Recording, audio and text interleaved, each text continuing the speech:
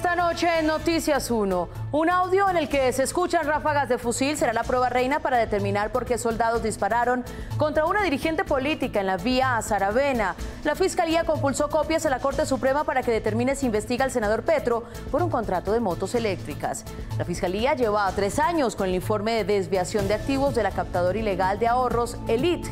El exsenador David Char prefiere audiencia reservada en la JEP para poder contar lo que sabe de compra de elecciones en el Atlántico. Víctimas y abogados piden ampliar plazo para entregar sus informes a la JEP porque los victimarios los constriñen en las zonas. Y en los deportes, Germán Arango. Mabel, 11 años, 2 meses y 3 días después, Millonarios volvió a celebrar una victoria sobre el Medellín en el Atanasio Girardot. Claro que llegó al minuto 91, gracias a una genialidad de González Lazo. También está feliz con su triunfo como visitante Atlético Nacional. 2-1 en la difícil cancha de Ipiales sobre pasto y también tiene los mismos 23 puntos que el equipo de Jorge Luis Pinto. Felices 100 partidos con Juventus para Juan Guillermo Cuadrado, quien hoy fue protagonista en la victoria 2-1 sobre el Verona. Y esto nos trae Cristina Hurtado en Toma 1. Fin de semana de arte en la capital. 67 galerías del mundo en Artbo, 18 espacios intervenidos en la Candelaria como parte de Barcú y 10 museos y salas de exposición abiertas en el Salón Nacional de Artistas. Y se necesitan 5.000 metros de tela para cobijar el Palacio de Justicia y celebrar por completo el Día de la Paz. ¡Antes del vehículo! ¿Me está escuchando? Vaya, nos vemos. Yo estoy aquí. Manos arriba. Aquí está, esta es nuestra imagen del día. El audio que Yolanda González grabó en el momento de lo que entiende como un atentado del ejército en contra de ella y la breve grabación que un transeúnte logró en la misma noche del jueves mientras 2 civiles manipulaban la escena del crimen en el que murió el escolta de la dirigente política, que ahora es testigo de lo que se entiende como un falso positivo. De esta historia hablaremos hoy. Desde el sistema informativo del Canal 1, este es Noticias 1, emisión central, con Mabel Lara y Germán Arango. ¿Qué tal? Buenas noches. Les tenemos las mejores noticias del fin de semana. Vamos a iniciar. Yolanda González es la víctima más reciente de la violencia política del país. Hace 48 horas fue herida de gravedad en un retén del ejército. ¿Qué pasó? Eduardo López Júquer. Soldados dispararon contra ella y su escolta en confusos hechos, similares a los que produjeron la muerte del exmiliciano Dimar Torres, también en la zona del Catatumbo. Ayer venía de Cúcuta con mi escolta. Eran como, iban a las 7 de la noche, cuando nos salieron los militares a la vía. Nos pararon el carro y mi escolta pues paró. Ella es Yolanda González, secretaria general de la Alianza Social Independiente ASI en Arauca, herida por miembros del ejército en un puesto de control militar en una carretera entre norte de Santander y Arauca. Paramos y él se le identificó me sacó el carnet y le dijo: yo vengo armado porque soy escolta y vengo a la protegida. Ella no entiende por qué los soldados los atacaron. Todos nos gritaban: bájense del carro. Yo me bajé, abrí la puerta y me bajé, y cuando ellos vieron que me bajé me dijo: levante las manos, levante las manos. Apenas levanté las manos, empezaron a dispararme. El hecho se registró a las 6:30 de la tarde del pasado jueves en el corregimiento Zamoré de Toledo, cuando la ex concejal y dirigente política regresaba a su natal Saravena en Arauca. Pues me tiré para atrás en el carro y quedé inconsciente un rato. Sin saber cuánto tiempo estuvo inconsciente, Yolanda González despertó con los gritos de un civil y los soldados que les habían disparado. En mi cabeza estaban las piernas de él y lo miré y estaba muerto. Llegó un señor de civil, estaba armado y empezó a gritarles que por qué habían hecho eso, que por qué hicieron eso, por qué les dispararon. Reconocida como víctima en el registro de la Unidad Nacional de Víctimas, es la segunda vez que Yolanda González sobrevive a un ataque. Hace 10 años, su esposo murió en un atentado del que su hijo menor salió con cuadraplegia. El jueves pasado recordó el ataque de hace una década. Yo les gritaba que me ayudaran. Aunque está fuera de peligro, el parte médico del hospital de Saravena sigue siendo de pronóstico reservado. Muy mal pronóstico, gran alto riesgo de tener una lesión definitiva, funcional de la mano derecha. El escolta asesinado, identificado como Ezequiel Méndez Rivero, trabajaba para la empresa contratista Unión Temporal 2020 de la Unidad Nacional de Protección. Noticias 1 supo que hace 3 meses a Yolanda González García le habían retirado el vehículo blindado asignado a su esquema de seguridad. Y tenemos así dos versiones, la que acabamos de escuchar y la oficial del Comando del Ejército, según la cual, fíjense ustedes, la escolta se aproximó al retén que tenían dispuesto los militares mientras disparaban contra ellos. Esta es la escena que hemos diagramado para que ustedes entiendan esta versión oficial. Pero les vamos a mostrar la otra versión, cuya vocera es la víctima y se apoya en cambio en el audio que revela que los soldados les pidieron bajarse del carro y subir las manos antes de descargar contra ellos sus ráfagas. El dictamen de los forenses será entonces definitivo. Un audio sería la prueba clave de la investigación para saber qué pasó en el momento en que hombres del ejército dispararon a la camioneta en la que iba la líder política Yolanda González en la vía de Pamplona a Saravena, Arauca. No pasan más de 10 segundos entre las órdenes de los soldados y el ruido de la ráfaga de fusil. ¡Avance el vehículo! ¿Me está escuchando?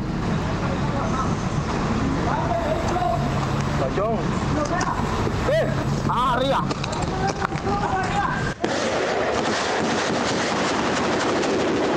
La líder política sobreviviente del ataque y quien se encontraba en la camioneta afectada habría grabado este audio la noche del pasado jueves. Cuando ellos vieron que me bajé, me dijo, levante las manos, levante las manos.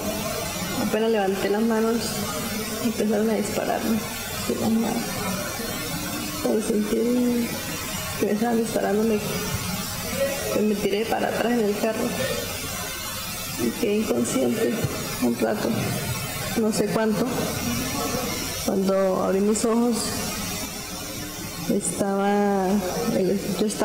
mi cabeza estaban las piernas del escolta. De otro lado, el ejército reportó que los soldados dispararon porque el escolta que falleció los atacó con su arma. De acuerdo con lo informado por la unidad, a este puesto de control llegó el vehículo tipo camioneta de color rojo que hizo caso omiso a la señal de pare realizada por el personal militar, presentándose una sucesión de disparos. La herida política desmintió la versión oficial. Era una mentira porque él en ningún momento sacó el arma.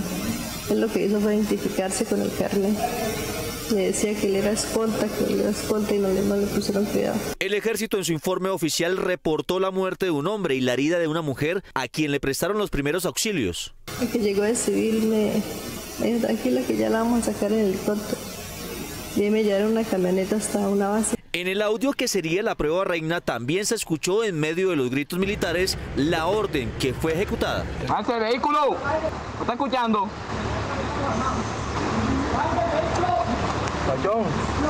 Aunque el ejército no respondió sobre este audio, tampoco explicó quién era el civil armado que la sobreviviente vio en medio de la tropa y quien al parecer reclamó a los uniformados por la forma como actuaron. Entre tanto, 8 líderes de Casanare están en prisión hace 8 meses por cuenta de un informe que el ejército presentó contra ellos. El 27 de noviembre de 2018, el ejército y la policía anunciaron la captura de 8 supuestos integrantes de un grupo delictivo organizado en San Luis de Palenque, Casanare, quienes protestaban en contra de la petrolera canadiense Frontera Energy, antes Pacific Rubiales, por incumplimientos de la empresa a la comunidad.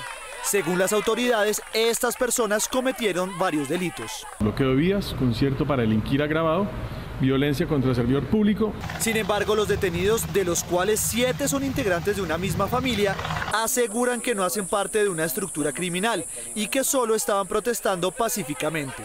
Se estaba reclamando unos pasivos que tenían las subcontratistas con los proveedores de la zona de influencia directa. El Comité de Solidaridad con los Presos Políticos denunció irregularidades en esta detención porque el 16 de noviembre de 2018, es decir, 11 días antes de la captura, Frontera Energy firmó 2 convenios con el Ministerio de Defensa para que el ejército le prestara protección a la empresa en la zona. La especial protección que deberán prestar las unidades militares en las áreas de interés de la empresa. A los pocos días de haber firmado el primer convenio por un valor superior al $1.000.000, uno de los funcionarios de esta empresa presentó una denuncia y un testimonio en contra de los líderes sociales de la protesta. Después de este convenio, el mismo ejército realizó un informe de inteligencia en el que acusa a estas personas de pertenecer a un grupo delictivo. El ejército y la fiscalía, beneficiarias de convenio con empresas privadas, comenzaron a relacionar a los campesinos que se pronunciaban en contra de la empresa. Además, aseguran que las denuncias que ha presentado Frontera Energy en contra de los capturados las han hecho ante la estructura de apoyo de la Fiscalía, la cual recibe dineros de empresas petroleras y su sede en Casanare está ubicada dentro del Batallón 16 del Ejército, el mismo que custodia a la petrolera en la zona. Vamos a cumplir 10 meses de detención. Es por eso que el Comité de Solidaridad con los Presos Políticos denunció este caso ante el Grupo de Trabajo de Detenciones Arbitrarias de las Naciones Unidas para que tome cartas en el asunto. El senador Gustavo Petro podría ser investigado por la Corte Suprema por cuenta de 100 motos eléctricas que como alcalde compró para la policía de Bogotá. Iván Serrano.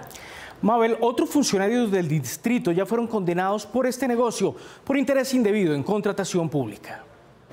Esta semana, la Fiscalía compulsó copias a la Corte Suprema de Justicia para que en su calidad de aforado investigue al senador Gustavo Petro por el posible direccionamiento de contratos en el caso de las 100 motos eléctricas cuando estuvo al frente de la alcaldía de Bogotá. Por estos hechos, la justicia ya condenó a 2 exsubalternos suyos del Fondo de Vigilancia, César Manrique y Jesús Amado, a una pena de 10 años por los delitos de interés indebido en contratos y contratos sin cumplimiento de requisitos. Este video, revelado por Noticias 1 hace 4 años, en el que se ve al alcalde Petro presentando las motos antes de que se iniciara el proceso de selección, es uno de los argumentos con los que la Fiscalía solicita a la Corte que se investigue al exalcalde. Lo cual sin duda constituyó una clara escogencia anticipada en favor de un producto en exclusiva y de una determinada marca comercial. Pero además el testimonio del condenado Jesús Amado, subgerente técnico del Fondo de Vigilancia, daría a entender que habría sido el mismo alcalde Petro quien envió a los contratistas al Fondo de Vigilancia. Es decir, al parecer estas personas fueron a buscar al alcalde mayor para hacer sus ofrecimientos y de allí fueron remitidos al gerente general encargado del Fondo de Vigilancia. Petro ya había declarado como testigo en este proceso y cuando el fiscal le preguntó por el video por el que se le cuestiona, aseguró no acordarse. Usted ahí no dijo que iban a comprar 100 motos de esas para el mes de octubre. No, yo no recuerdo haber dicho eso. Las motos eléctricas que fueron compradas al doble del valor comercial terminaron arrumadas porque no tenían respaldo técnico y el distrito ha estado intentando venderlas como chatarra. Y mientras que en el caso de Reficar, la Contraloría investiga 6 cambios en los diseños, en el de Hidroituango se busca la responsabilidad de 2 juntas directivas. Juliana Ramírez. Mabel, las juntas que podrían ser investigadas fueron las que actuaron desde el año 2010 y que habrían permitido cerca de 180 cambios en la ingeniería y otros 130 en la estructura financiera del proyecto. 3 días después de que Mapfre se pronunciara sobre la cobertura del seguro de la contingencia de Hidroituango, la Contraloría detalló las irregularidades que terminaron con una destrucción de valor de 5 billones de pesos. Según el ente de control EPM, solo podría recuperar la rentabilidad del proyecto en 114 años, algo improbable si se tiene en cuenta que los embalses solo tienen una vida útil en promedio de 60 años. Reficar fue un proyecto que tuvo 6 controles de cambio. En este caso, Hidroituango tuvo 180 controles de cambio desde el punto de vista de la ingeniería y tuvo 130 controles de cambio de alguna manera en las condiciones financieras. El ente de control puntualizó que dichos cambios que iban encaminados a acelerar la ejecución de la hidroeléctrica, pero en los que se asumieron riesgos excesivamente altos que modificaron el rumbo de Hidroituango, fueron aprobados por juntas directivas tanto de la sociedad Hidroituango como de EPM y por ello la unidad anticorrupción estaba hablando de la responsabilidad de dichos miembros. ¿Se aprobaban sin mayor control las cosas, los cambios? Sí, efectivamente encontramos que las actas, por ejemplo, rezaban algo, decían algunas decisiones, pero cuando íbamos a mirar los documentos que conformaban o hacían parte del cuerpo de esas actas, decían cosas diferentes. Por ejemplo, la tercera galería tenía un caudal de diseño de 1.200 metros cúbicos por segundo, pero el día de la contingencia estaba pasando más de 1.700 metros cúbicos por segundo. Los diseños originales contemplaban una condición ideal de 21 kilómetros. Después de este plan de aceleramiento, nosotros encontramos que hay más de 35 kilómetros lineales. El 17 de febrero de 2014 se definió el hito de desviación del río Cauca, pero la Contraloría encontró que 7 meses antes ya se sabía que no existían las condiciones para hacerlo. De manera de pronto algo temeraria, se tomó la decisión de desviar el río sin tener control del caudal.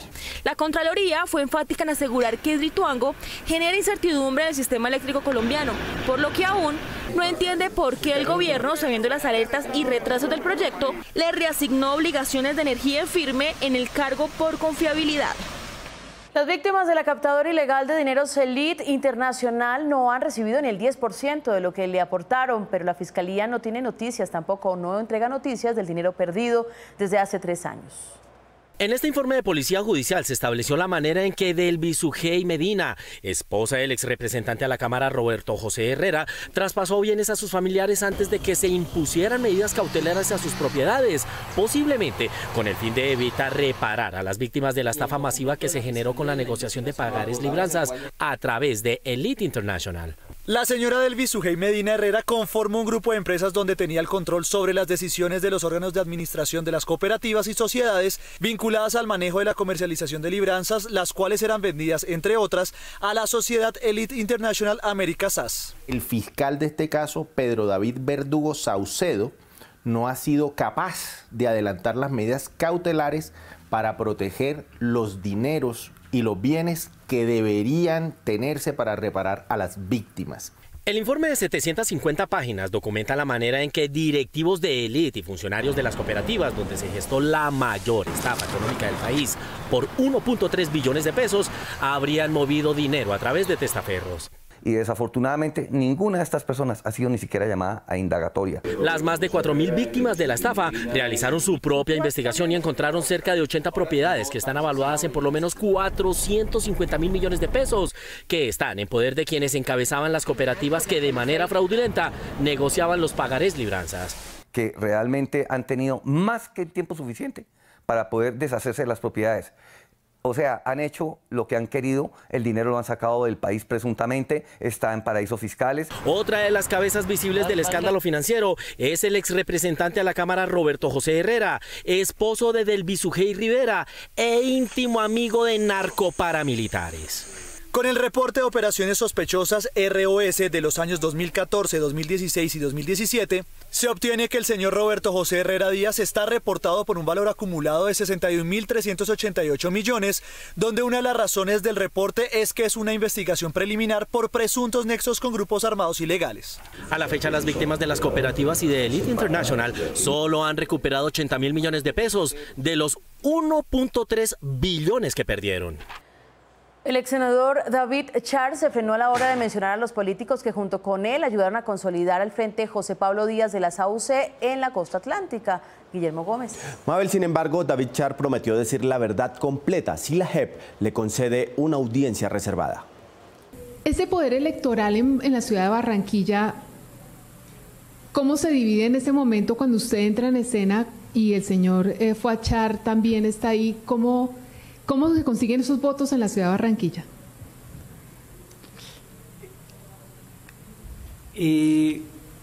Sí. El ex senador David Char asistió a la JEP para entregar verdad y recibió un llamado de atención de parte de una magistrada quien le advirtió que la verdad no se entrega con rodeos. Aquí la idea no es de ocultar las cosas ni defenderse. Digamos, usted ya está acusado por la Corte Suprema de Justicia. Esa es la condición en la que llega la JEP y usted viene acá a la Justicia Especial para la Paz y tiene un compromiso de aportar la verdad. Para señalar con nombre propio a políticos, instituciones, particulares y empresarios del Atlántico, responsables del conflicto armado y de la compra de elecciones, Char y su abogado prefirieron anunciar que lo harían en una audiencia reservada. La magistrada Sandra Castro aclaró. Claro. Va a haber temas que sean reservados porque las personas no estén judicializadas. Pero obviamente que personas que estén ya condenadas, por ejemplo, por diferentes temas, este tema no estará sometido a reserva. Char no quiso que sus delaciones fueran observadas en directo vía YouTube, donde estaba siendo transmitida la declaración, y que tampoco los periodistas que estaban viéndolo en una sala alterna a la que él se encontraba le revelaran al país sus señalamientos. De no decir las cosas de frente por el miedo de lo que pueda pasar. Pero es que aquí en la Justicia Especial para la Paz no puede ser así, señor Char. Usted tiene que ser muy franco y decir las cosas por su nombre. La propuesta de reparación de Char son dos proyectos productivos para desarrollar en el departamento del Atlántico, uno de maíz dulce y otro de ají, además de la construcción de una escuela. Yo, David Char Navas, reconozco que en mi tiempo permití que el bloque norte del Frente José Pablo Díaz de las Autodefensas de Colombia accediera a mi actividad política para las elecciones al Senado durante el periodo 2008-2010. La JEP está haciendo un llamado a las personas que se consideran víctimas de las conductas admitidas por David Char para que se acrediten como tal en la sede de la JEP en Bogotá. Hablamos ahora de la campaña política. Noticias 1 les preguntó a los candidatos a la alcaldía de Bogotá sobre su plan frente a la migración venezolana. Sus respuestas fueron desde la protección total hasta la advertencia de cárcel y deportación a los que delincan.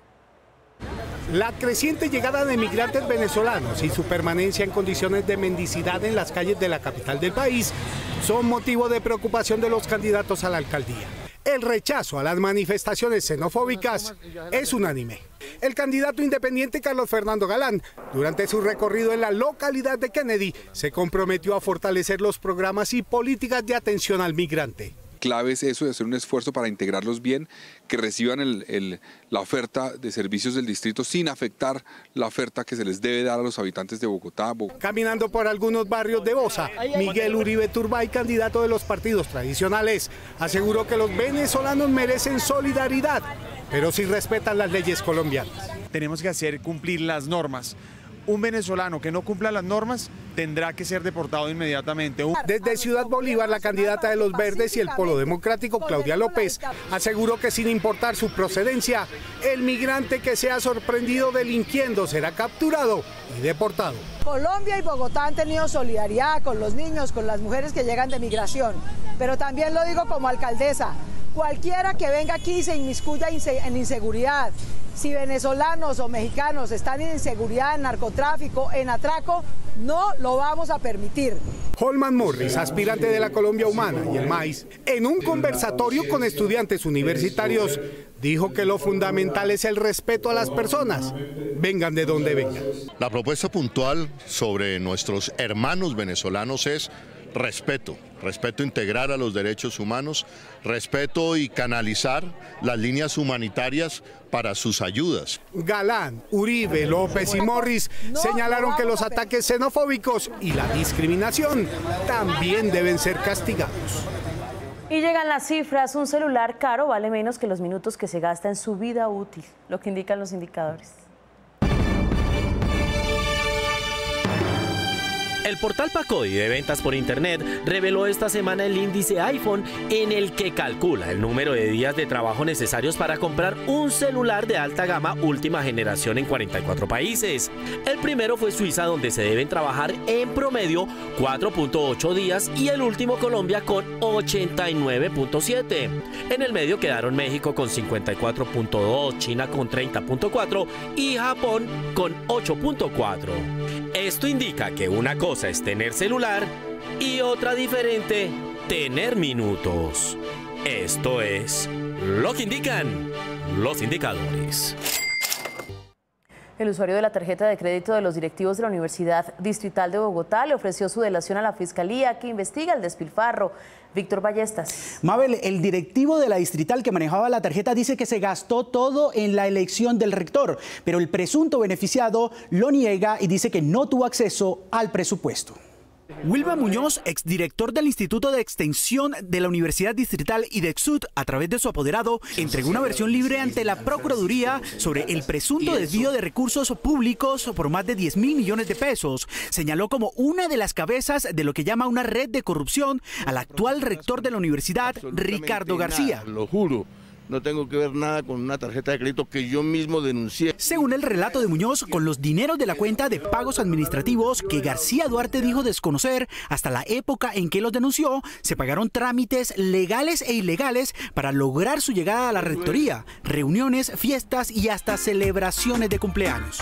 El señor García Duarte le pide al doctor Camilo Bustos y al director del IDESUD que lo acompañen a una casa de prostitución en donde asistimos y en ese momento en donde el señor García exige que el doctor Bustos y el director del IESUD paguen la cuenta de la compañía. Dice además que parte del tráfico de influencias para llegar al cargo como rector se hizo a través del representante de egresados ante el Consejo Superior, Carlos Fajardo, quien además habría gestionado coimas para asegurar un contrato con la alcaldía de Bucaramanga firmado por el ex rector Carlos Mosquera. Una vez posesionado el rector Ricardo García Duarte, le dio continuidad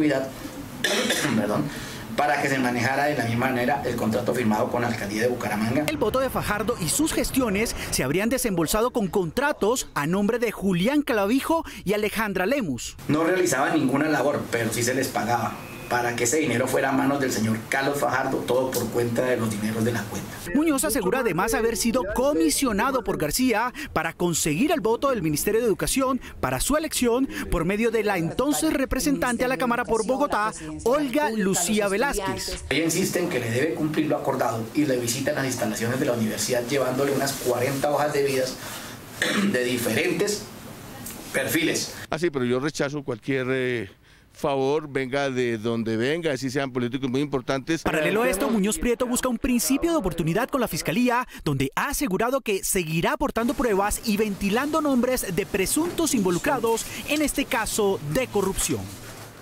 La cifra del día es el puesto 234 que ocupa la primera universidad de Colombia en el ranking mundial. 9 universidades colombianas aparecieron en el ranking de la organización internacional QS, que publicó el escalafón de los mejores centros educativos a nivel mundial con base en la empleabilidad de sus graduados.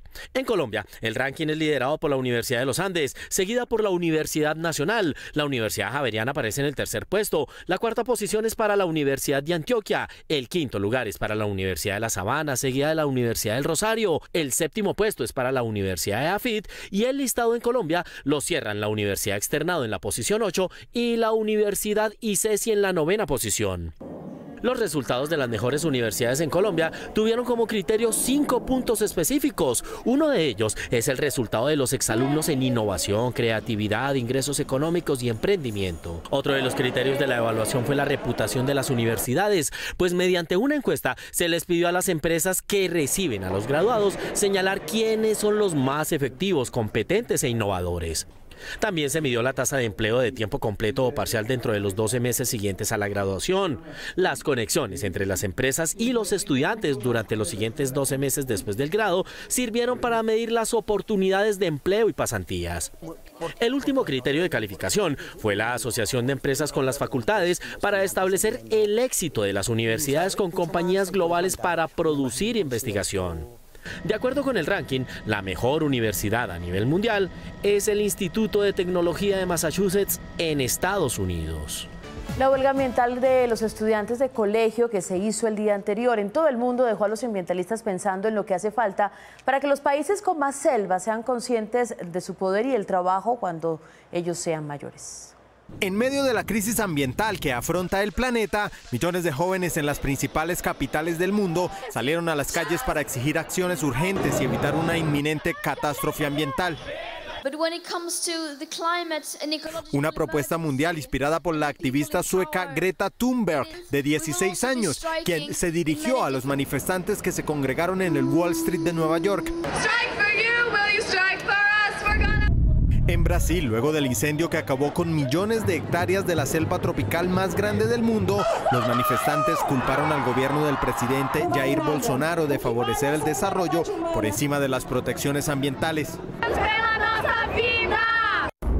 En Nueva Delhi, colegios y universidades cancelaron las clases para que los estudiantes acompañaran las marchas. En Croacia y Ucrania pidieron restricciones al vertido de residuos y la excavación ilegal de ámbar. Además, retirar los principales proyectos de infraestructura de combustibles fósiles, especialmente la terminal de gas natural licuado en la isla KRK, en el norte del Adriático. Mientras en Francia los manifestantes en contra del calentamiento global se unieron a los chalecos amarillos y las marchas terminaron en disturbios. El lunes iniciará la Cumbre de las Naciones Unidas en Nueva York para discutir estrategias de mitigación del cambio climático y la transición a fuentes de energía renovables. Un campesino que resolvió contarle al ejército que el vecino que saludaban todos los días era el mismo alias Pija que buscaba en el departamento, quería para sí la recompensa que se ofrecía por él, pero en cambio ganó la fama, pues todo el pueblo sabe que él lo entregó y del dinero prometido le dieron solo el 2.9%. ¿Qué tal esto? El 7 de junio del año pasado, efectivos del ejército capturaron en zona rural de Arauca a Reinel Natalio García, alias Pija. Quiero dar noticia de una captura muy importante para la tranquilidad tanto del Cauca como de Arauca. Se trata de Reinel García, alias Pija, quien fue comandante de la columna Jacobo Arenas de las FARC. García fue uno de los jefes guerrilleros que no se acogió al proceso de paz y en el momento de su captura comandaba uno de los grupos residuales y tenía circular roja a Interpol. Este individuo, que está ya a disposición de la justicia, ha sido el causante de numerosos atentados contra la policía, contra las fuerzas militares. En su momento se dijo que la captura de alias Pija, que comandó la columna móvil Jacobo Arenas, había sido posible por intensas labores de inteligencia de las fuerzas militares. Pero esta captura de Reinel García alias Pija es de gran importancia, no solo para los temas de tranquilidad, sino para la información de inteligencia que podemos recoger de su propia fuente. Pero la captura de este sujeto de alta peligrosidad fue posible gracias a la información suministrada por una fuente humana. Porque ellos lo están buscando en el departamento de Arauca y él está en el municipio de Paz de Ariporo, departamento de Casanare. Estaba bajo una fachada de gente humilde, gente pobre, donde nunca, mejor dicho, los soldados lo saludaban a él y ni sabían quién era él. La información entregada por la fuente fue exacta y el operativo de captura fue impecable. Sin baja, sin tiroteo ni nada, porque le llegamos a las 3 de la mañana y él estaba dormido. Y como él ya estaba confiado, pues no hubo ni enfrentamiento ni nada. En el momento que lo capturan, él tenía armamento. Por la importancia de alias Pija, reconocido por el propio ministro de Defensa en su momento, la fuente esperaba una recompensa cercana a los 700 millones de pesos. Sin embargo, hace un mes y luego de trámites y papeleos, el ejército le pagó solo 29 millones por su información. Me recibió un señor coronel, me dice: hermano, aquí está su pago de recompensa, que es por un monto de 29 millones. Y yo me quedo asombrado. Pregunto, ¿qué pasa? No, que eso fue lo que salió, que eso no lo decido yo. Pero algo que tiene en vilo esta fuente es que asegura que en su caso no hubo reserva de su identidad y en su pueblo muchas personas saben que fue él quien dio la información al ejército de la localización del delincuente. Me dicen los vecinos que yo iba a tener mucho dinero, que yo había sido que había denunciado a tal y que una recompensa muy grande. Hoy, a un año y 2 meses de haber decidido colaborar con el plan de recompensas ofrecidas por el gobierno, su situación es desesperada. Tengo temor del ejército, que me vayan, por ejemplo, a callar para que no se sepa nada. Tengo temor del comandante que está preso, que puede mandarme un sicario. Tengo temor de la guerrilla, de las disidencias de la FARC. Mejor dicho, todo el mundo lo tengo encima. E incluso ya denunció lo sucedido a la Fiscalía. Intentamos obtener respuesta del Ministerio de Defensa, pero no la obtuvimos. Nos vamos, pero nos vemos mañana con todas las noticias del fin de semana. Queremos invitarlos a que comenten nuestras noticias en las redes sociales. Y a ustedes, gracias por elegir la independencia. Buen sábado, Día del Amor y la Amistad.